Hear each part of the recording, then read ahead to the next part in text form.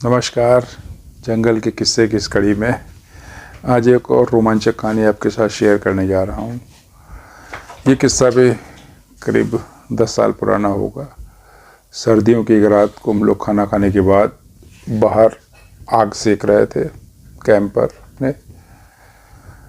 तभी काफ़ी तेज tiger road हम लोगों को सुनाई दी। जब एक बार हुई तो हम लोगों ने सोचा शायद कन्फ्यूजन हम लोगों को हुआ हो, कुछ और आवाज़ हो, लेकिन जब दोबारा काफ़ी लाउड आवाज़ आई तो हम लोग समझ गए कि ये बाघ चहलकदमी कर रहा है। तुरंत हम लोगों ने गाड़ी स्टार्ट करी और जिस तरफ से आवाज़ आई थी उस तरफ चल दिए। और बाघ का कुछ सम्मोहन ही ऐसा होता है कि उसको देखने के चक्कर में हम लोगों को मालूम था कि एक गन्ने का चक रोड, उस पर पानी भरा हुआ है, उस पर हम लोग अमूमन नहीं जाते थे। लेकिन जब बाघ की तीसरी या चौथी बार रोड की आवाज़ आई तो वो उस चक रोड के आगे की तरफ से ही आई थी। तो जल्दबाजी में मैंने गाड़ी उसमें से निकालने की सोची कि शायद निकल जाएगी गाड़ी, लेकिन गाड़ी उस कीचड़ में फंस गई। अब बहुत मैंने कोशिश करी गाड़ी को स्टार्ट करके निकालने की, लेकिन वो पहिया उसी में घूमता रहा। तो मजबूरन हम लोगों को गाड़ी से उतरना पड़ा कि कहाँ फंसी है। हम लोग उतर के कुछ पताई वताई गन्ने की तोड़ के पहिए के नीचे फंसाने लगे। तब तक जो है आसपास के खेतों के पास से और तेज़ी से शोर आने लगा। इस बार शोर बाघ को लेकर के नहीं बल्कि जंगली हाथियों को लेकर के था। जंगली हाथी फसलों में आ चुके थे। अब हम लोगों की मुश्किलें थोड़ा बढ़ गई थी, क्योंकि बाघ से तो हम लोग सुरक्षित थे गाड़ी में बैठ करके, लेकिन हाथियों के लिए गाड़ी कतई सुरक्षित नहीं थी। अब हम लोगों ने ज़्यादा देर बाहर खड़े रहना उचित नहीं समझा। हम लोग गाड़ी में बैठ गए और गाड़ी को निकालने की कोशिश करते रहे, लेकिन पहिया उसी में घूमता रहा, गाड़ी नहीं निकली। और खेतों से जो है आदमियों का शोर एवं हाथियों के ट्रम्पेट की आवाज़ साफ सुनाई पड़ रही थी कि वो गन्ने में घुसे हुए हैं। अब हमें डर था कि अगर वो हमारी तरफ आ गए तब गाड़ी उनके लिए बड़ी मामूली बात थी। उसे दबा देना और उस अंधेरी रात में हम लोगों का इधर उधर भागने में भी कोई बहुत बड़ी सुरक्षा नहीं थी। तब हम लोगों के साथ गए हमारे मित्र ने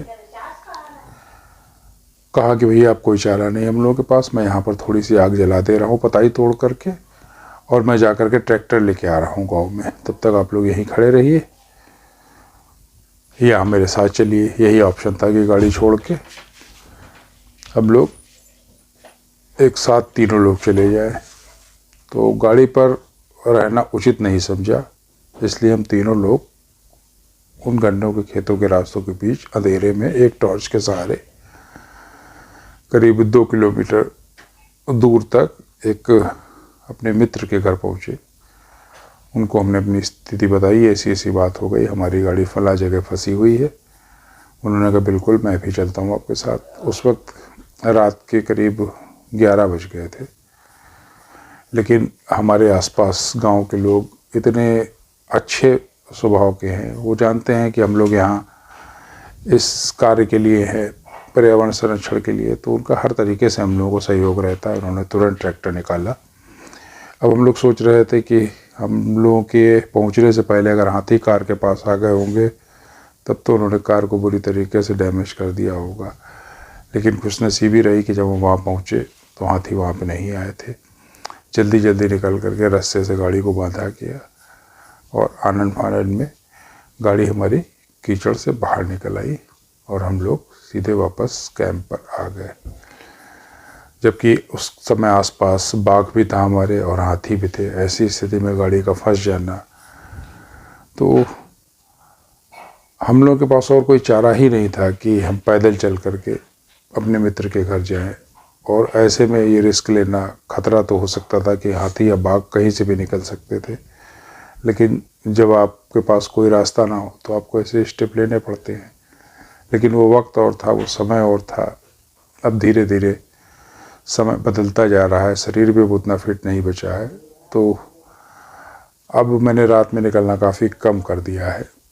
अब फिर वही सर्दियों का वक्त आ रहा है। सर्दियों का वक्त मुझे बहुत अच्छा लगता है। मैं अक्सर अभी भी शुगर केन चौकीदार से मिलने चला जाता हूँ, उनकी बातचीत करने चला जाता हूँ, लेकिन अब ज़्यादा रात को रिस्क नहीं लेता हूँ और उन्हीं रास्तों पे जाता हूँ जिनको मुझे मालूम होता है कि ये सेफ़ है, सुरक्षित है, इसमें कहीं गाड़ी फंसने का चांस नहीं है। तो अपने जंगल के पुराने किस्से मैं ऐसे ही आपके साथ शेयर करता रहूँगा। बहुत से किस्से हैं, आप भी मेरे साथ जुड़े रहिए और मेरे चैनल को सब्सक्राइब करें। धन्यवाद, नमस्कार।